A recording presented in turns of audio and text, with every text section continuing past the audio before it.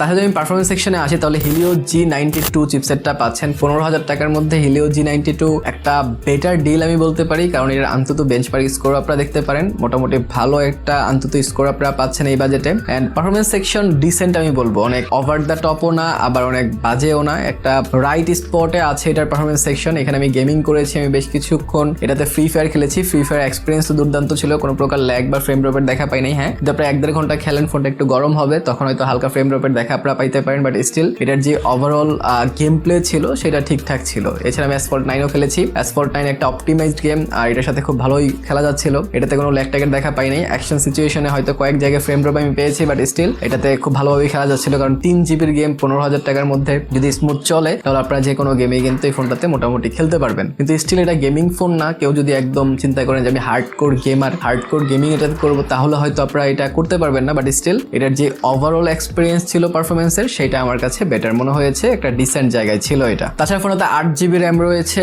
128GB Rome রয়েছে, 256GBর variant এটাতে নাই, 4GB 6GB কোনো ভেরিয়েন্ট নাই, একটা ভেরিয়েন্টেই আসছে। সো 15,000 টাকার মধ্যে যদি আপনাদের মনে হয় যে হ্যাঁ র্যাম রোম বেটার দরকার একটা ফোনে, অ্যান্ড পারফরমেন্সও ডিসেন্ট থাকবে, অ্যান্ড ডিসপ্লে ডেফিনেটলি বেটার হইতে হবে ফুল এইচডি, তাহলে এই ফোনটা কিন্তু একটা বেটার চয়েস হইতে পারে। কিন্তু অনেকেই ফোন কিনেন ক্যামেরার জন্য। এই বাজেটে ক্যামেরা আসলে কেমন? এই ফোনটাতে রেয়ারে আপনারা 3টা সেন্সর পাচ্ছেন, তার মধ্যে রেয়ার ক্যামেরা হচ্ছে 50 মেগাপিক্সেলের, তার সাথে 2 মেগাপিক্সেল আর একটা সেন্সর পেয়ে যাচ্ছেন ম্যাক্রো সেন্সর, অ্যান্ড ফ্রন্টে আপনারা 32 মেগাপিক্সেলের ক্যামেরা পাচ্ছেন। ক্যামেরার কোয়ালিটির কথা যদি আমি বলি তাহলে আমি আউটডোরে বেশ কিছু ছবি ক্যাপচার করেছি, আপনাদেরকে দিচ্ছি, আপনারা দেখেন যে আউটডোরে এই ফোনটা কেমন ছবি ক্যাপচার করছিল। অ্যান্ড আমি বেশ কিছু ইনডোরে ছবি তুলেছি, আমি পোর্ট্রেট মোডে ছবি তুলেছি, আমি উইদাউট পোর্ট্রেটে ছবি তুলেছি, আপনারা দেখতে পারেন যে ছবির কোয়ালিটি কেমন ছিল। এখানে দিয়ে ভিডিও করতে পারবেন, ডুয়াল ভিডিও অপশনও আছে, সর্বোচ্চ 1080p ভিডিও করা যাবে। সো ওভারঅল ক্যামেরা কোয়ালিটি খারাপ বলা যাচ্ছে না। সেলফির দিকে যদি আসি 32 মেগাপিক্সেল দিয়ে আপনারা ক্লিন অ্যান্ড ক্লিয়ার ছবি তুলতে পারবেন, যেহেতু মেগাপিক্সেলটা বেশি, সো আপনাদের যেই নয়েজগুলো থাকে ছবির মধ্যে সেগুলো কম আসবে,